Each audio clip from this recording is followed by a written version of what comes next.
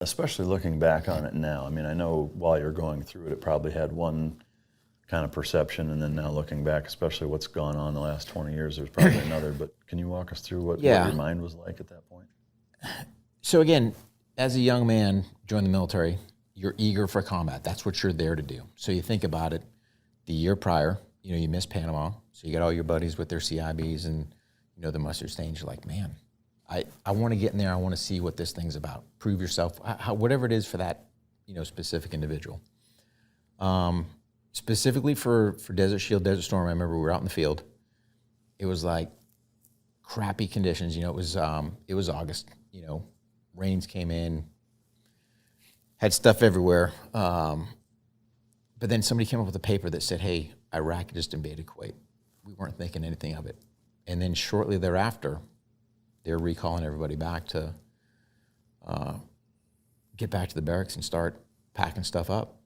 It's like, all right, hey, here's the packing list. Make sure you got this. And then, I think a day or two later, mysteriously, the old chocolate chips show up. Yeah. Here's your two sets of uniform. It's like, all right, Then all of a sudden, I remember Colonel Nix kind of got the part of the 05 and part of the 04. So 505, 504, just the two of the infantry regiments there. Kind of gave us a big speech. Hey, the last time the 05 and 04 did something, I think was World War II going into Normandy or something like that. Of course, get everyone all fired up, and then you're trying to get on birds to fly over to Saudi Arabia. I was on a C-5. We had, I think, 6 Sheridan tanks. So the 82nd had the shorter Sheridan, shorter barrels, a little more. They were jumpable and more maneuverable. Had those down below, and we were sitting up top. And next thing you know, you leave Fort Bragg and land in Saudi Arabia, and it's like, all right, here you are. And was there, both with you and kind of the collective group mentality, was there any of, because especially back then, like our involvement in the Middle East was pretty much non-existent militarily, other than having some bases in a few different strategic spots. Was there any like, why the fuck are we coming over here, or was it just like, fuck yeah, let's do this? It was like a mixed bag because there was so much. There wasn't the information, so we knew Iraq had invaded Kuwait. What are we doing? Like, why do we care? Yeah, So from was I 20 years old? Yeah. Was I really abreast of political goings on? Hey, why are we here? What's our objectives? What are we doing? All right, Was there mutterings within the group of that a little bit of like, why are we fucking coming here? Or just didn't know. It was like the unknown. It's like because everything was the unknown. So we get over there. What are we really doing? I don't know. Don't eat your MREs. I love it. What are we doing? Fuck, I don't know. We're just going over here. Yeah. I mean, that was kind of it. There was really no plan. But I remember, like, you couldn't eat your MREs because that's your go-to-war meal. Well, what are we doing? So all these questions come up. We weren't there that long. I remember we moved up. So we were at a place called Camp All-American, which had to get changed to Champion, Maine, because I guess the name All-American offended people. So we were offending people back in the 90s. And caring about it. Yeah. So we changed the name of where we were at. We went up, I don't remember exactly where. I know we were by a desalinization plant, but this was our line in the sand. Pretty much said, hey, here's where we're going to set up our defenses. This is the road, I guess, coming from Kuwait into Saudi Arabia. And this is where we're going to fight at. Yeah. So kind of came up with a rough battle plan there. Yeah. Do you remember ballpark what your loadout was going in there? As far as what? Like ammo? Yeah, I mean, just generally like what you were kind of like, you weren't rocking body armor, right? No, so we had, I think they gave us the flak vests. Yeah. Which don't stop anything that the enemy's going to shoot at you anyway. Just weighs you down a little more. That's it. I think we had our, 210 rounds, 5.56, M16A2 battle rifle. Fucking A. Iron sights. Of course, you had your pro mask. Did you guys have CBR gear and shit outside of? I think they did, but I think it was one of those too, like, hey, wrap that stuff up so it doesn't get a pinhole or go bad, or Yeah. I think we got that. I remember we got think our auto injectors, I can't remember if we got the PB pills there or got them once we were over there. We had our 2 sets of chocolate chips, no fancy boots, still went with your regular jungle boots, your rucksack and your duffel bag. Yeah. So there's all your worldly possessions. Yeah. Have a good trip. Yeah. So then going in, walk us through like how that all transpired, what actually happened? As far as just getting there or actually going into Like going into Kuwait and doing what you did. So I actually went into Iraq and then going to Kuwait. Oh, no shit. Yeah. So the 82nd, so when you're looking at combat operations, everything was kind of a chess game and a move. So we ended up, I think, if I recollect, and this is where, kind of for the viewers, listeners, 2 things. Biggest regret, not journaling and not taking enough pictures. Yeah. Because it would have been nice to go, oh yeah, this is what we did, this is what we did. But we went from Camp All-American, because that's what I'll call it, I think up to Riyadh. I think it was around January, if I remember right. And then we went from Riyadh up to the border of Saudi Arabia and Iraq. And that was kind of like the last staging point. We knew they said, hey, it's now gone from Desert Shield to Desert Storm. Air war kicked off. Try to shoot some Scuds over. I remember that. They got shot down. We thought it'd be funny to tell the new guys that the slit trenches were the Scud tents or Scud bunkers or whatever. Yeah. Great. So Joe's always done that. We still burnt our trash over there. So the burn pit, I had some guys I was talking to a little while ago talking about I'm on the burn pit registry. It's like, you don't know the burn pit registry. So that started years back. I am curious, during the air campaign, could you see and hear that going on while you were at where you're at? More when we got right up to the border, and yeah. So I remember specifically one night pulling fire guard or just watch a fleet of, I think it was either 3 or 5 B-52s fly over.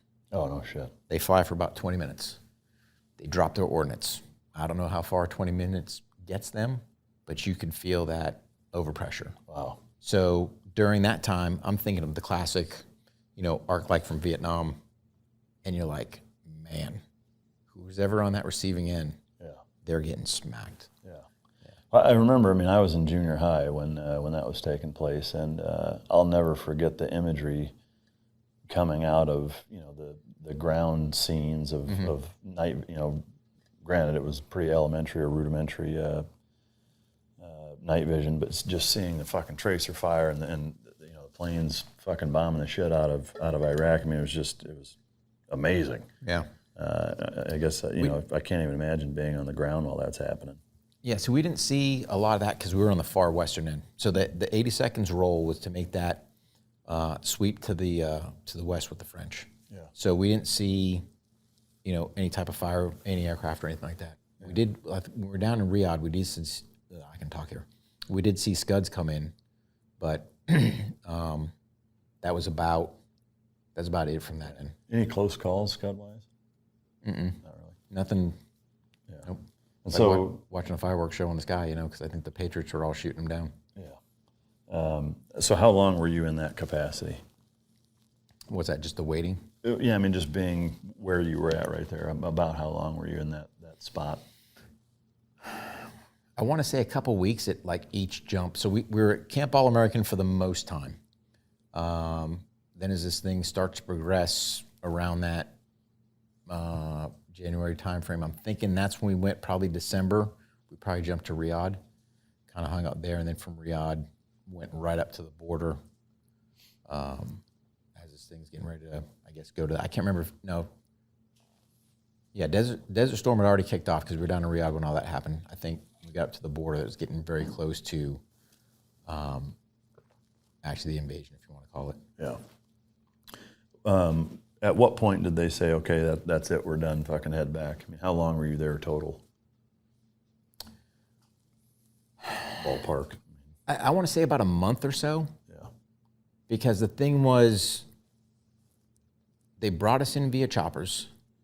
Kind of all assembled up there, again, really not knowing. We knew the Talil airfield was our objective, but you're shuttling all your forces in, kind of get everyone together.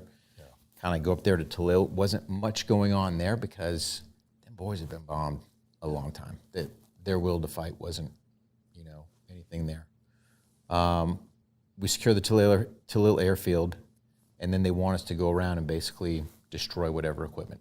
Yeah. So here's this sector, whatever it is, just try to make the best note of what it is, destroy it, and then,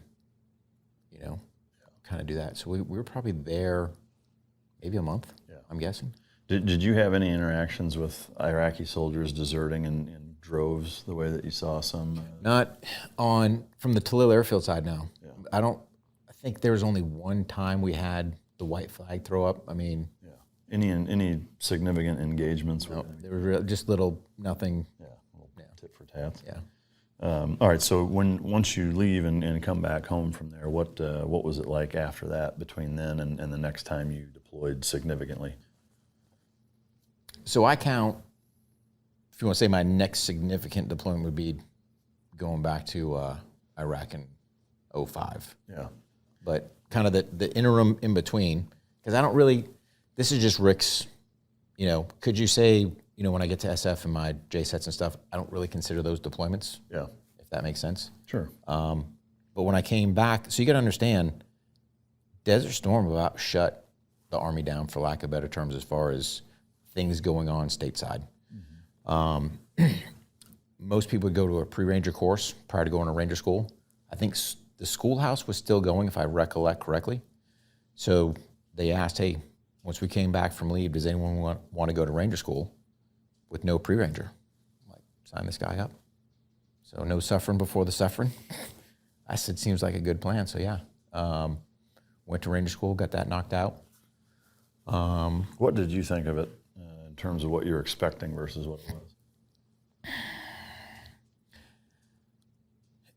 I remember walking away from that thing twofold. One, man, that truly sucked. But man, that was also awesome at the same token. Yeah. So it takes a person, and you look at so many different facets of yourself. Can you operate sleep deprived? Can you operate, malnourished, dehydrated? And then what type of leadership, are you making under all those conditions? So yeah, it was absolutely phenomenal. Yeah. And then one part of it is we were the last Dugway class. Oh, really? So, yeah. So it's funny that over time it goes away. I don't know if Desert Storm had anything to do with it, but it's like Desert Phase was still going. So yeah. That's good shit. All right, so you knocked that out, and then from there, and kind of the subsequent. I mean, shit, it was almost 15 years between. Yep. What all did you do during that period? Yeah, so then I go to SFAS, so Special Forces Assessment and Selection. Actually, sorry to interrupt. When you went to Ranger School, were you still at 82nd? Mm-hmm. So you get to go there, you come back, and then from there you are able to transfer over into to SFAS, or were you still attached to 82nd even? No, you still stay at 82nd. So you're still attached to your unit. Mm-hmm. So in essence, you're just temporary duty to the schoolhouse. Even for Special Forces selection? Yeah. Oh, okay. Yeah, and because if you don't make it, you go back? You go back to whatever your unit is. If you do make it, then do you go... you want to open up that can of worms? Yeah. Yeah. To me, it's...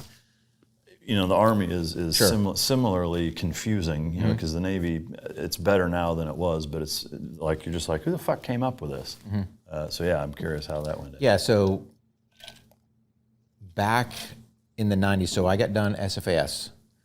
I had a year wait, so I went back to the 82nd for a year before I could go to the Q course. That's when you get, if you want to say, your PCS move, or now you're going to report to the schoolhouse. So think about it, Mike. I'm at the 82nd for a year. They know I'm leaving. You're a ship jumper. Are you kind of like Captain Big Nuts, though? You got your Ranger tab, you've been through SFAS. Like, are you looked at like, this guy's the fucking real deal? Yeah, I mean, because that's the big thing. People look up, if you're in the 82nd, Ranger tab's a big deal. Yeah. And yeah, now you're going SF, 100%. And then you got people going, hey, man, how'd you do that? What do you, hey, man, go talk to this guy and he'll hook you up. Yeah. So. Take this pill. Yeah. It's magic. Yeah. No, but the problem was, so I go back to the 82nd, because technically that's still my parent unit. So for a year, but they know I'm leaving to go to the Q course. So the order of merit list, I know exactly where I sat at in the company because there's this big black mark. Yeah. So you get no favorable action. You're looked at as a ship jumper. I was the only guy in my battalion. So in the 82nd, in order to go to jump master school, you had to do their pre-test. And they'd give you this card. It was like good for 30 days that, hey, you knew your nomenclature and you could rig your rucksack. Like, hey, class is coming up. I got my card. I was the only guy in my battalion. They're like, nope, we're not sending you. I'm like, excuse me? Like, I'm not getting out of the Army. I'm still in the Army. See, to me, that seems weird that they would consider you a ship jumper in that circumstance. Yes. I get it if you're like, oh, I'm going to go do fucking comms. Mm-hmm. But like you're taking it, to the next level tenfold. Like, why? That's weird. No, because you're leaving the 82nd. Nope. Yeah, it's just how they see it, no matter what. All right, so you get the shaft there for a year basically, and then you finally go. What was that like once you finally went, and where did you go? Yeah, so the Q course is done, or the qualification course for us, again, Fort Bragg. Yeah. So I just go from Fort Bragg to Fort Bragg. At the time, it was a 6-month. So for an 18 Bravo, who's a weapons sergeant, the Charlie, who's the engineer, and the communicator, who's the Echo, 6-month course. So 4 months doing your MOS, then you had your SUT or small unit tactics, and then Robin Sage is kind of the final deal. Yeah. They combined, so it was weird. It was dubbed phase 1, 2, 3, but you did basically MOS phase first, and then you went out to phase 13 out of Camp McCall, which is still in North Carolina. It's about probably an hour from main post Fort Bragg. That was the old World War II paratrooper training facility, but SF had taken over. Yeah. So you go out there to kind of do your final field type problem out there. Yeah. So you successfully complete all that, and then which unit did you go to first? Seventh group. 7th group. Yeah. And that's in Colorado? Fort Bragg. Fort Bragg. God damn, you can't get away from that place, and you're still there. Is it 10th groups in Colorado, right? Yeah. Yeah. All right, so checking in there, I guess, at this point you'd been in the military for a fair bit. Mm-hmm. What was kind of, again, your expectation of showing up versus the reality of doing so? Was there any disparity, or was it pretty what you expected? Just a little. And the disparity was this. So I was so used to kind of seeing where group was at. So they had these nice new buildings, everything like that. What had happened was I went to 3rd Battalion, 7th Group, which was originally the entire battalion was down at Panama, but they had come back. So they didn't have any space at the current group area, so they stuck them in the old World War II buildings out by Pike Field, which turned out to be awesome. Huge team rooms. So basically we had 3 teams in the old World War II buildings. Basically had the upstairs had 2 teams that basically cut it in half, and then there was a team downstairs. We had cages and all our stuff for all our gear, but there was, go ahead. Were they old and beat to shit buildings, or were they fairly well maintained?